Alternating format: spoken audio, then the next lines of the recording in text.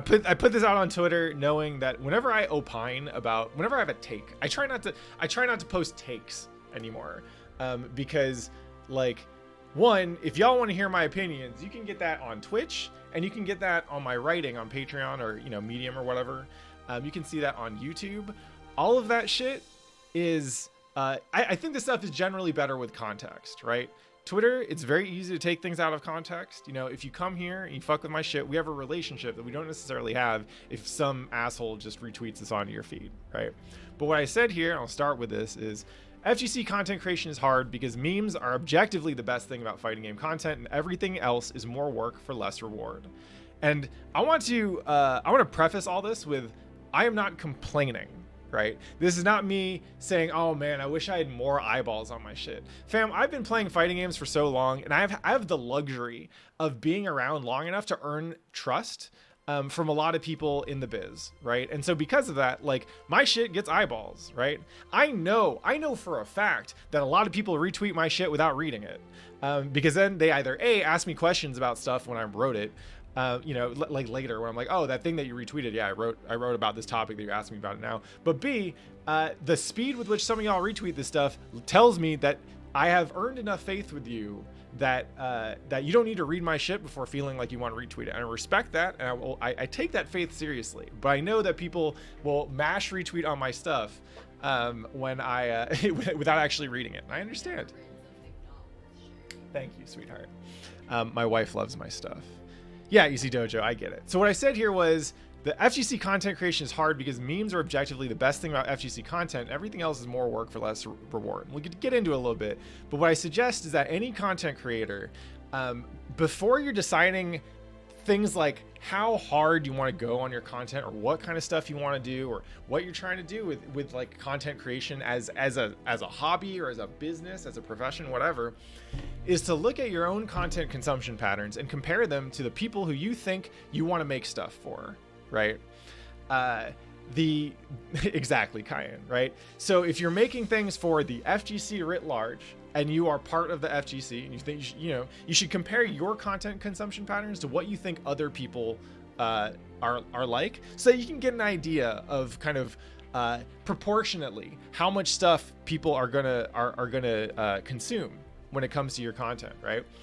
For me, easy. If my eyeballs are staring at a fighting game and I'm not playing that fighting game or watching it, in a waiting in line or whatever, then probably 80% of my visual actuation with a fighting game content is memes, right?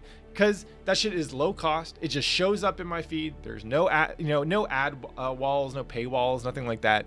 It's usually on a thing that I'm already doing anyway. It's Reddit, it's Discord, it's Twitter, whatever, right?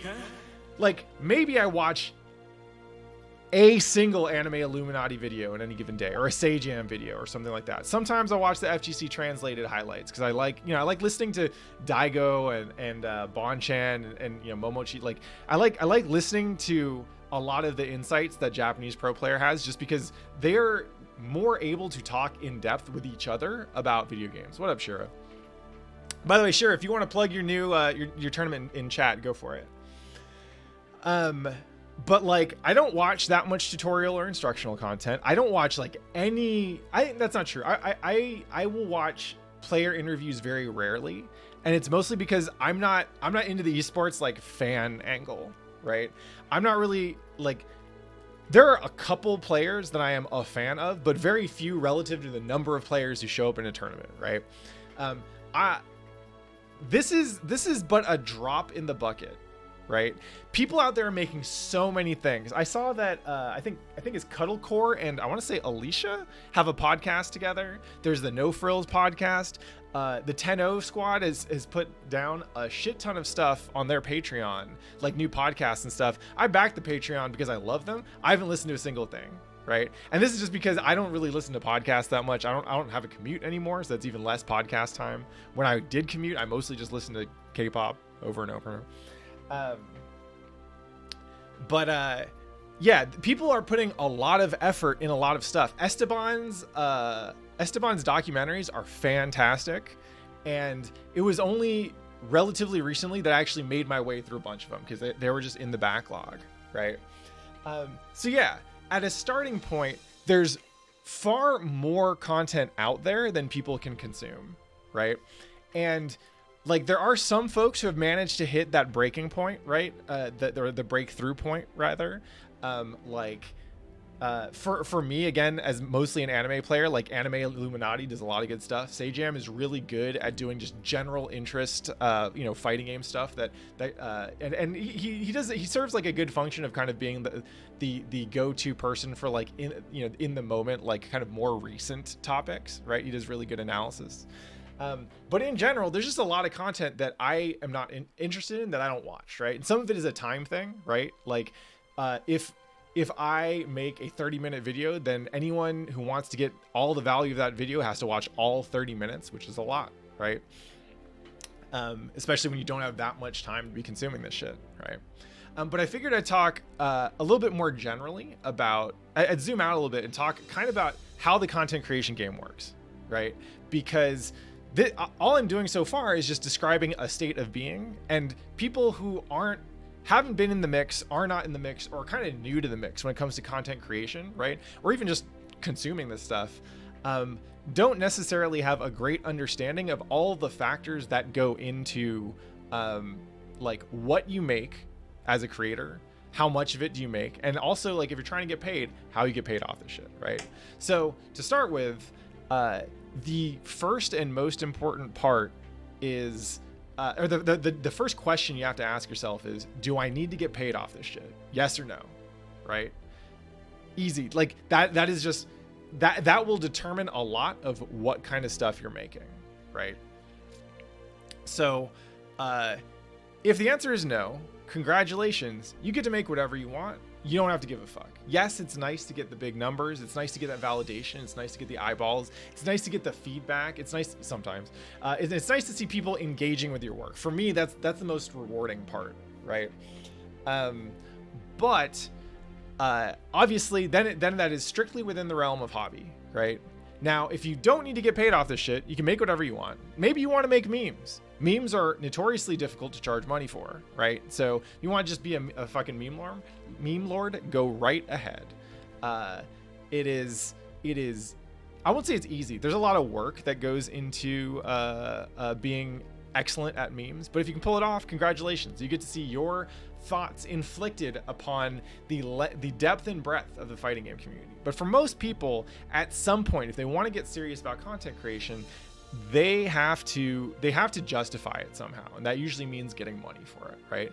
So if you're trying to get paid off this shit, right, which it's not I won't say it's the worst idea, but it is very, very hard. If you're trying to get paid off this shit, where are you going to get money from? Well, you can do work for hire, right? Because that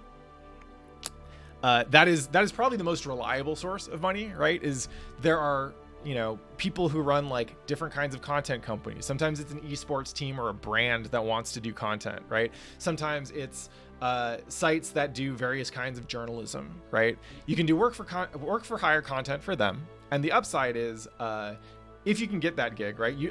This requires a little bit more in the way of professional skills. So if you're not already good at what you do, it can be very hard to get work for hire. But if you are good at what you do, whether it's writing, video editing, art, photography, whatever, you can find people to pay you to make it, right? And the good thing is that then you don't have to worry about anything but doing the work.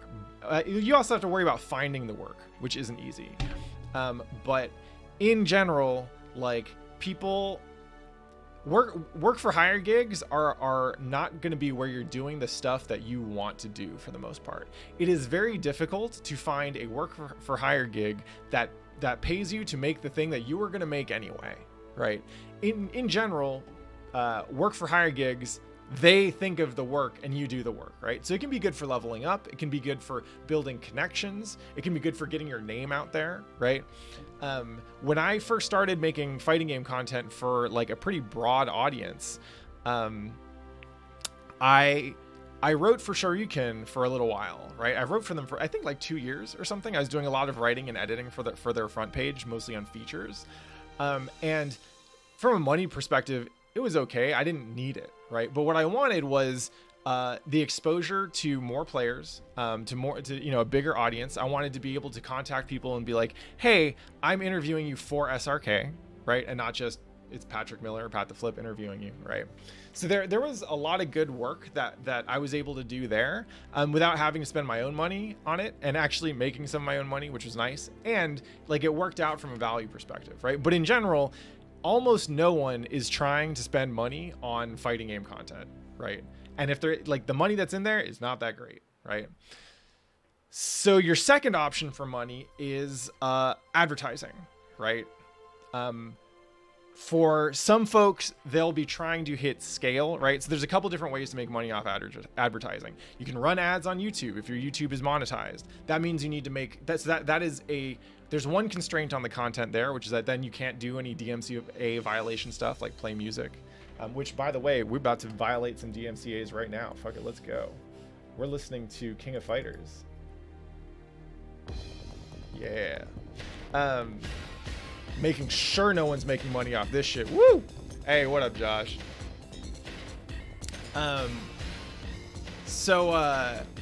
You can, like, if you're trying to make money off advertisers, you need scale, right? That's the big one. Is just, you need to make content that gets hundreds of thousands generally, if not millions of hits. Like, that's where the math on YouTube usually starts to make a little bit more sense, which is really fucking hard, right? Because if you remember how we were thinking about it earlier, like how much of your content that you consume is on YouTube in like long form or whatever, right?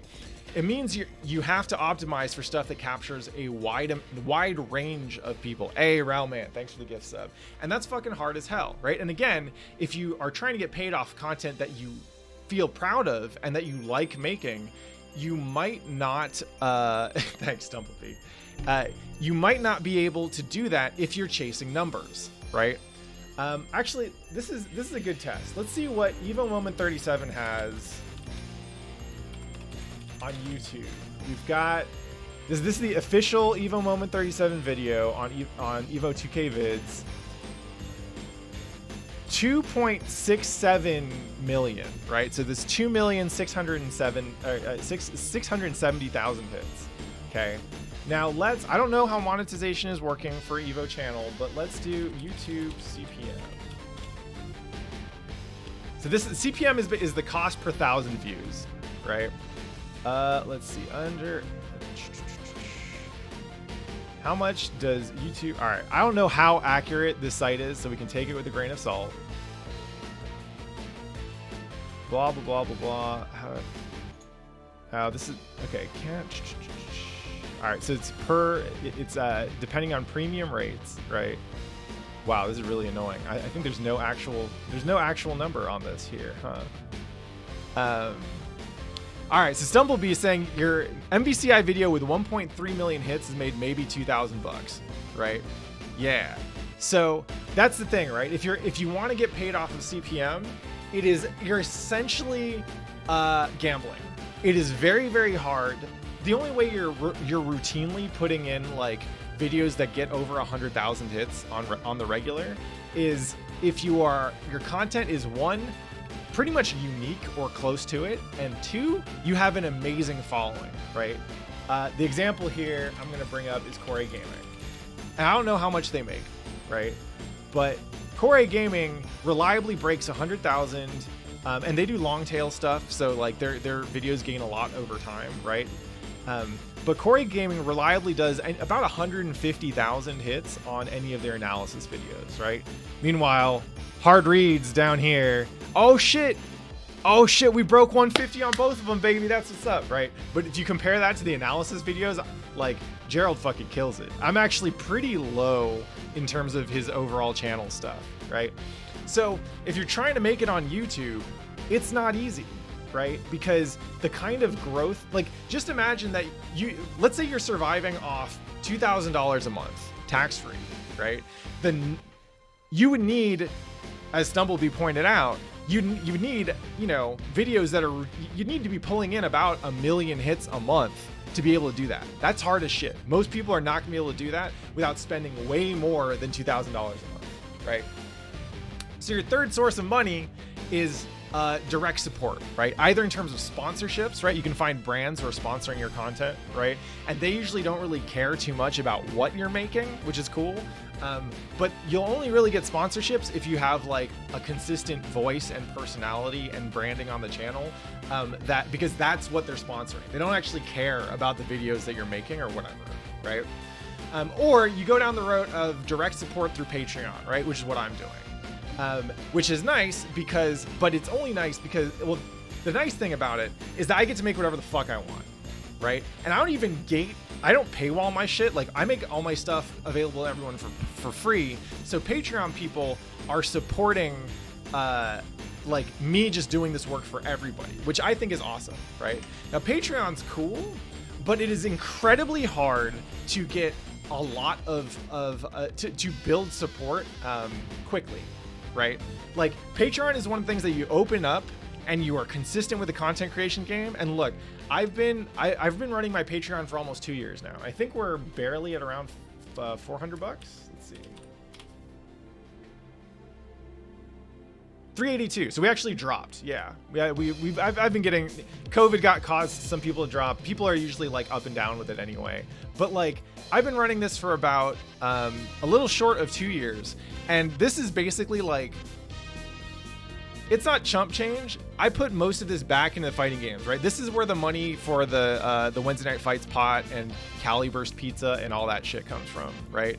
It comes from people like y'all essentially funding this stuff. And so it's nice, right? But like, this isn't mortgage payment money, right? This isn't rent money. Nerd Josh, you probably still owe me $10 for something. So like, Patreon is great because it can be a nice medium, right? When you get more eyeballs, then your stuff is exposed to more people, but you're not making that much money, right? Yeah, and as Stumblebee's saying, Taxman, like, none of this shit is taxed. The tax man just can come and take a decent chunk of it anyway, especially if you make a salary or something, right? In a job, right? So anyway, any of these avenues are incredibly hard to monetize consistently, right? To the point where you could actually make it your full-time hustle. But even if you're just trying to monetize the side hustle, if this is a hobby for you, it's a pretty cool hobby, don't get me wrong. Fighting games, and so this is kind of the next big chunk of the rant that I had queued up for today. Which, by the way, this is extemporaneous speaking. I wrote these notes in like 5 minutes. But excuse me.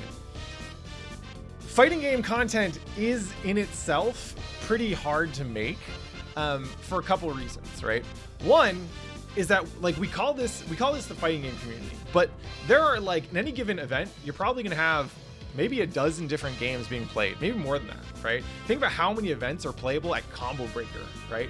Not all of us are into the same shit, right? So right off the bat, you have niches within fighting game, within the fighting game community by, like, what game do you play, right?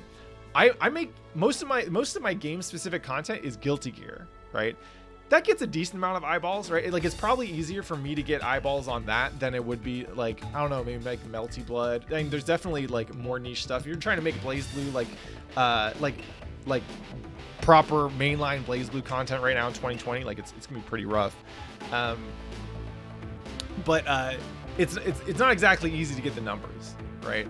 And then on top of that, if you're making like specific content, you got like, oh, this is the character that I'm covering. Oh, I'm doing Chip, right? Most of what you'll see on the stream is Chip, right? So that even narrows it down further, right? And if you want to do like player interviews or something like that, a lot of times it's like, well, if I make, I can make a thing, right? But let's say I interviewed, Daemendo, for example. Well, he's a great player. I'm sure I could get a lot of interesting stuff about the game from him. But for most people, if they interview Daemendo, it's going to be, let's talk about Guilty Gear. Let's talk about Slayer. Cool. If you're not a Guilty Gear player, you're not a Slayer player, you might have zero reason to click that over, like, I don't know, Giuna doing some goofy ass shit on Anime Illuminati, right?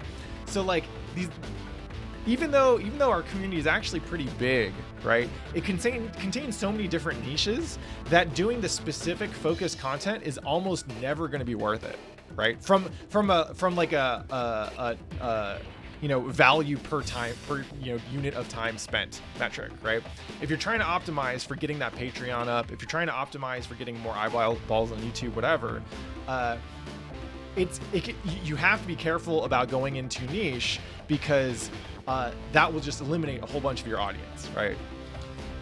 Another issue with fighting game content is, and this is specifically true for instructional content, right? Fighting games are basically competitive math, right? I press a button and I'm putting out some hitboxes and hurt boxes over a certain unit of time, right? And if I am better at my competitive math that I'm doing on my arcade stick than you are at your competitive math, then I win. That's great, right? The challenge is that if you think of fighting games as competitive math, instructional content is kind of like posting the answer key to a test, and like a very specific test, right? If I sit down and put a list of chip combos, like a video of chip B&Bs, right?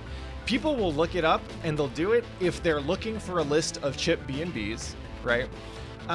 And some people will appreciate it. Some people will actually resent it because they're like, why do I have to go on YouTube to find this shit? Why isn't it just in the game? Why can't the game tell me all the things I need to know, right? And then there are going to be some people who resent that content exists because they think that fighting games are a thing that you should figure out yourself. And they don't like it when other people make it easy for people to just see the answers instead of learning how to figure it out for yourself, right? And there's part of me that is sympathetic to that view, but there's way too much math in fighting games to expect people to do it all on their own. And stuff like B&Bs I don't think is valuable to do on your own, so whatever. But the point stands, right? Like, in video games, there are going to be some people who want the answer spoiled or the ending spoiled. There's some people who are content to watch the Let's Play or to learn the optimal route, through a video. And then there's some people who want to do it themselves, and the fact that your content exists to circumvent that is an offense to them. And that kind of sucks, right? It doesn't suck because you get shitty comments or whatever, but trust me, there are plenty of those. It sucks because it means that people might watch your shit and still not have a great time doing it, because the fact that your content exists is still kind of offensive to them, and that's whack, right? So covering a specific game is dependent very much on trends. Covering characters and players is very much related to the size of the niche, right? And it can be very hard to get a niche big enough if you're looking at a specific character or player. And then instructional content is just like of varying levels of value, right? It's really hard to do well. You need to be good at explaining things, and you need to be good at the game and good enough at the game to be accurate about what you're teaching. Like, instructional content, people think that is the wave, and that's often where content creators, like new content creators, often go, and they're like, oh, fighting games, like I should make guides and stuff. Look, you could, but most people are not trying to fuck with your guide, right? And there's a lot of great guides out there. Most people are not trying to learn from your guide, and it's unfortunate, but I don't think it's the strongest angle for fighting game content, and there are plenty of people doing it out there already, right? So that leaves like often a very small set of stuff, right? We have memes, we have personality content / drama, we have tournaments, and then we have core gaming, right? Or analysis videos, right? And a lot of people can do analysis videos. I want to start by saying core gaming is an outlier here. These folks are literally professionals, right? Gerald and the crew, they run their own video editing studio. Core gaming is where they get to indulge themselves and work on things that aren't like that basically aren't work for hire, right? And they're fucking good at what they do. They also spend months on their shit, right? Gerald and the core gaming crew, one, they're so good at what they do. Evil Bill, that's what I was thinking of. Gerald and Evil Bill put a shit ton of work and a shit ton of craft and a shit ton of experience into making those videos. And I don't know what the numbers are in terms of revenue on that shit, but I can assure you that if they're putting that work into work for hire, they'd be getting paid way more for that shit, right? But so for most people, for individual content creators, it's like, well, you can't charge for memes. That leaves building up your personality, right? Or like tournament coverage and that kind of thing. right? And that's actually, like, if you think about why that stuff works, it's because people will watch tournaments for games they don't play, and people who are interested in personalities and love to see the clash or love to see the interplay, right? Just think about all the FGC Among Us streams I've been watching lately, right? Like, that's stuff that can appeal across a broader audience, right? And it's stuff that appeals to a much more visceral level, right? Of just like people's thinking than here's how to learn how to play this video game a little bit better, right? I've said this before, right? Tournaments are the excuse for everyone to get together and hang out and appreciate fighting games, right? For some of us, they're the reason that we play fighting games, but for a lot more people, they're the excuse to let us have fun with our friends and play some fighting games, right? And so the TLDR here for this chunk of the rant is basically, if you want to make fighting game content, think about approaching it from the perspective of lifestyle content instead of sports or hobbies, right? Because if you're making stuff for people who are serious about improving at fighting games, most people who play fighting games are not serious about improving at them, right? Even if you think about tournament players who've been going at this for 10 plus years, they will have moments where they're serious about playing fighting games and they're serious about improving at them, but they'll also have breaks or times where it's not their biggest priority, and so they won't really think about it too much, right? If you think about it from the perspective of like, so skill development, that's a pretty small niche, right? A lot of people who play fighting games are just okay mashing buttons or being kind of good, learning a couple things, but not really, right? If you approach it as a sport, right, as a professional sport, if you're out here doing sports journalism, you run into the problem where unless you're really good at telling people stories, your content is going to be super sliced by what game and what player, right? Because esports, because fighting games don't have the typical like esports, like just kind of properly curated and vetted set of like pro players, right? It can be hard to know which players that you should cover in order to get, those sweet eyeballs or whatever, right?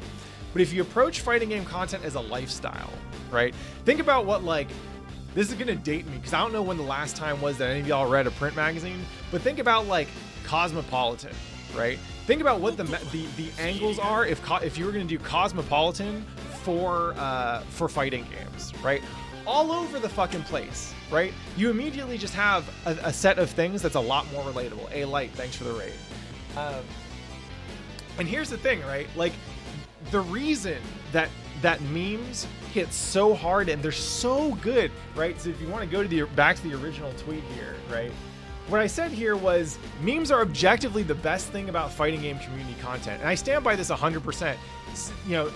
I consider myself one of the better fighting game community content creators out there, but my meme game is trash. And I think that the memes are actually the best thing. And it's because fighting games, the one thing that we all have in common from fighting games is that we've internalized this approach to processing situations, right? Fighting games are all about observing situations, often situations with kind of abstract or ambiguous problem spaces. Yeah, sure, go ahead. And abstract or ambiguous problem spaces and giving us the tools to dissect them, right? And as fighting game players, we are constantly doing this when we play our games, right?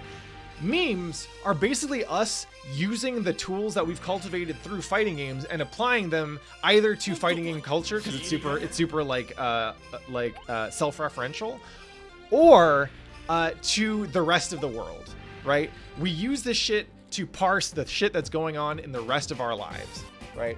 And that right there is something that every fighting game player can relate to, right? No matter what game you're playing, you see some dank fighting game meme shit and you're like, that's fucking hilarious. One of my most recent favorite fighting game memes, it was the time machine one, right? The like guys with the time machine, ladies with the time machine, whatever. And it was the men with the time machine was like, it was the guy and he was showing taunt jet upper to a caveman, and the caveman goes, ooh. And I'm like, I don't play Tekken for shit. I've never tried taunt jet upper in my life, but that behavior is completely relatable, right? This shit is why fighting game memes are godlike. And if you can channel some of that in your content, it will it will give it the kind of the cross appeal that you need, right? I say I make Guilty Gear content, but if you look at the headlines of the stuff that I make, right? Okay, so we got TLDR play Guilty Gear. Besides that, there isn't actually that much mention of Guilty Gear, right? This is because I use Guilty Gear as the lens to describe my fighting game experience. And if you're a Guilty Gear player, all of my stuff is like maybe 120% relevant to you, but I write this stuff because it should be applicable to any fighting game player, right? I'm about to block this black ass face. So yeah, it's you want to learn how to use. You can be playing whatever game you want. You can be playing your favorite game. You can make content for everybody. You just need to understand the commonalities in the fighting game experience, and write to those, right? You don't have to be a Guilty Gear player to appreciate that locals in a time of Corona are absolutely a thing, and you should restructure your approach to fighting games when you can't go to locals, right? You don't need to be a Guilty Gear player to understand, to appreciate something like why fighting games are hard, right?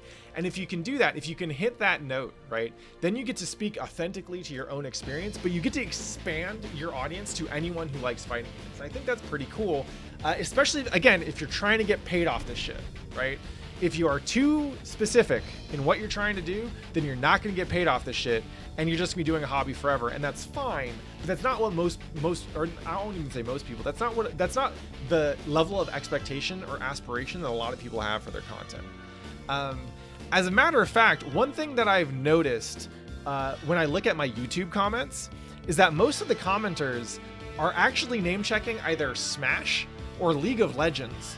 And people, trust me, people don't follow me for the Riot connection in general, because I'm not super overt with that. But people who play Smash and League of Legends will find my stuff and be like, oh, this actually applies to my shit too. Because of course they do, because I'm just writing about this experience.